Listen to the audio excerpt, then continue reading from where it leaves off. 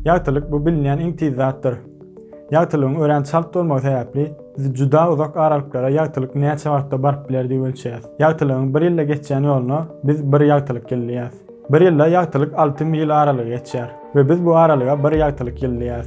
Sekundda takminen 300 000 kilometr. Munyň nähili uzaklykdygyny bilmeňiz üçin geliň size bir pikir bereýin. Apollo astronawtlaryna Aýa barmak üçin 4 gün gerek bolupdy we bu 1 ýagtylyk sekunduna deňdir. Yani ýagtylyk 1 sekundda Aýa barypdy. Bize iň ýakyn olan ýyldız Proxima Centauri gitmemiz üçin 4,2 ýagtylyk ýyl gerekdir. Biziň galaktikamyz bolan Ak Maýanyň ýolu galaktikasynyň uzunlygy hem 100 000 ýagtylyk ýylydyr.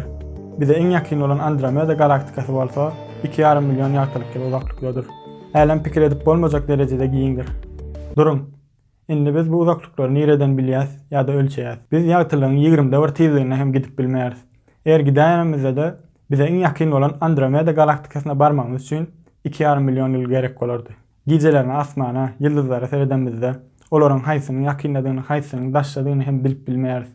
Eýsem alymlar bu uzaklykları näde ölçediler we biz älemi näde kartalaşdyrdyk.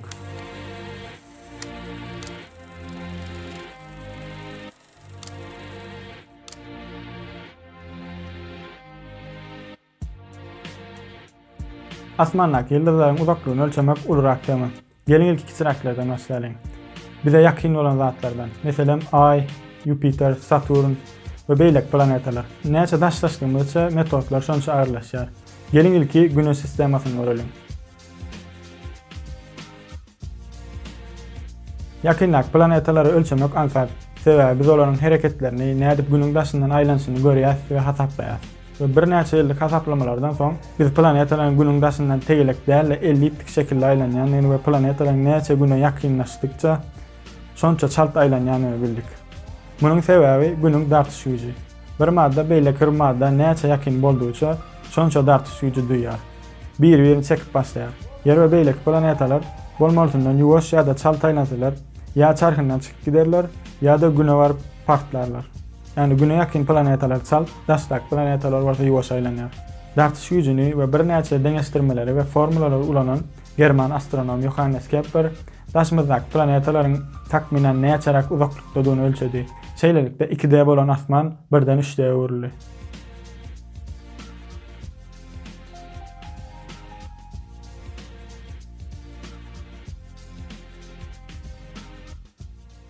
Johannes Kepler gowy işler etdi.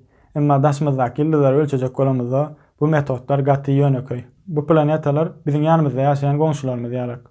Gelin bolsa ulura işlere seredeliň. Goňşu howadaky ýyldızlar bilen uzaklygy näde ölçämizde seredeliň. Biz bize ýakyn bolan maddalar üçin trigonometrik parallaks ulanýarys. Ulanyşy gataňsat. Gelin eksperiment geçireliň. Barmaňyzy öňe tutun we çep gözüňizi ýapyň. Indi bolsa çep gözüňizi açyň, sag gözüňizi ýapyň. Siziň barmagyňyz süýşen ýalak bolup görünür. Ýöne arkadaky obyektler ýerinde durar. Edil şunyň ýaly ýyldızlary seredemizde hem şu metody ulanýar. Emma ýyldızlar biziň elimiz bilen ölçäp biljegimizden hem uzakda ýerleşýärler. We biz ýerde 2 teleskop goýup ölçejek bolamyzda hem ölçäp bilmeýäs. Sebäbi ýeriň görüm modelyny ullar. Alymlar bolsa muňa derek başga bir zat ulanýarlar. Ýeriň günüň daşyndaky aýla ulanýarlar. Tomusda bir ýerdeki ýerden ýyldyzyň ýerini ölçäýäs we bizde ýene bir ýerde gaýtadan ölçäýäs. Bu gözüň ýakyp beýlek gözüň bilen seredenýärlik. Barmağımız bolsa ýyldız bolýar. We biz indi ýyldyzyň takik ýerini bildik. Bu bize belli bir gradus berýär. We biz munyň bilen uzaklygy ölçäp bilýäris. Biziň bilmeýän zadymyz şu. Bu uzaklyk, bu biziň tapjak bolýan zadymyz. Emma biz başga käbir zatlary bilýäs. Biz şu aralygy bilýäs. Bu ýer bilen günüň uzaklygy 149 milyon kilometr ýa-da bir AU. Bu uzaklyk köpeltmek 2 aýratyn ýerden ölçändigimiz sebäpli bu gradus bilýäs we trigonometriýa saýasynda şu uzaklygy we şu gradus ulanyp bu uzaklygy tap bilýäris. We bu usul ören gowy işleýär. Bu ýerde iň esasy zat şu gradus. Emma biz ören uzakdaky ýyldızlary ölçämizde şu gradus ölçäp bolmajak derejede gitýär. Yani bu usulyň hem bir çägi bar. Bu çäk bolsa 300 ýagtylyk ýyly. Bundan uzak ýerleri biz trigonometrik parallaks bilen ölçäp bilmeýäris. 300 ýagtylyk ýyly ören giň urýar. Bu ýerde bir näçe planetalar we bir näçe ýyldızlar ýerleşýär. Emma äleme seredemizde ören kiçi berýär. Emma bizde gradusda kiçijek tapawatlar ölçäp biljek täze aparatlar bar. Ve bular bilen biz 3000 ýagtylyk ýyl aralykları ölçäp bilýäs. Inni biz Johannes Kepler'in käbir deňeşdirmeleri we formulalary bilen gün sistemasynyň kartasyny ýasadyk we ölçedik. We paralaks bilen galaktikadaky goňşy ýyldızlar bilen aralygy ölçedik. Eýsem biziň galaktikamyzdan daşary çykanmyň. Eýsem biz bu milyonlarça galaktikany näde pasapladyk we ölçedik. Indi bolsa işin kyn aýrarak gelne geldik. Gaty uzak aralykları ölçemek üçin ulanýan iň esasy metod 1912-nji ýyldaky Harvarddaky şu denanlardan gelýär. Bu denanlar 1912-nji ýylda Harvardyň astronomiýa bölüminde işleýärdiler. Olaryň işi Harvard astronomlarynyň teleskoplar bilen düşüren suratlaryny analizlemek bilen geçýärdi. Suratlar şeýleräkdi. Bu denanlar bolsa suratlary seredip ýyldızlary ýagtylygyna, görnüşine görä toparlara bölýärdiler.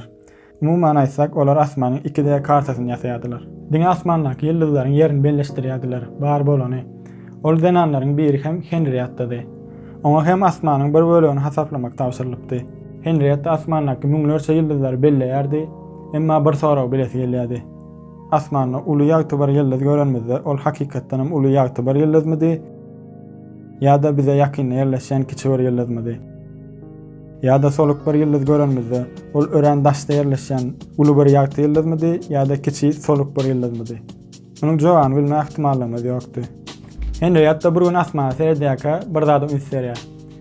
Ýyldızlaryň ýagtylygy artýar we peselýärdi, artýar we peselýärdi.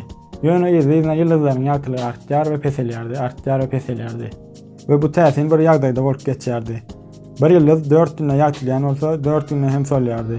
We ýene 4 günde ýagtylýar we ýene 4 günde solýardy. Şu ýagdaýda ýyldızlaryň elmi damaşaýla dowam edýärdiler. Soňra izinden Henriette bir graf ýasamana başlaýar we grafyna hemme ýyldızlar belleşdirip başlaýar.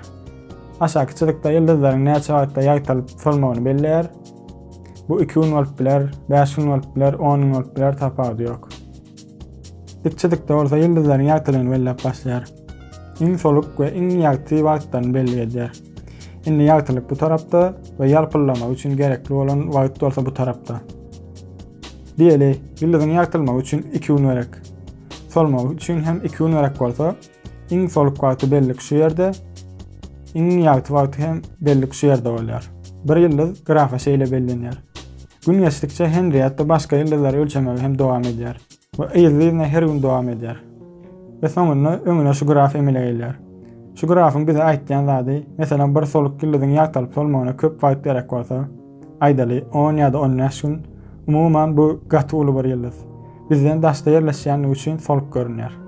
Ýa-da bir soluk ýyldzyň ýagtylyp solmagyna az wagt gerek bolsa, meselem 1 ýa-da ýarym gün bu kiçi soluk bir ýyldız we bize ýakyn ýerleşýär.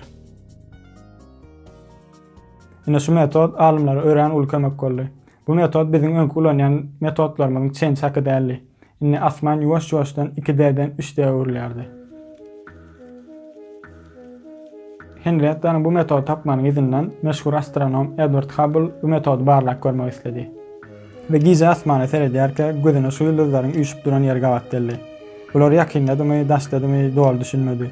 Izinden içinden bir ýyldzyň ýagtylyp solmagyny seretdi we Henriette'nin metoduny ulandy.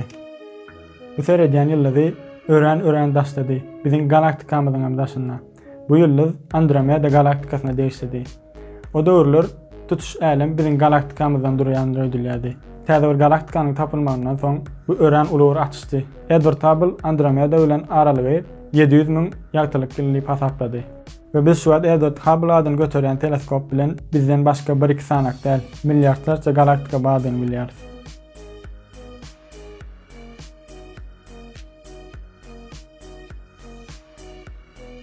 Hawa, ine soran joga şeýle.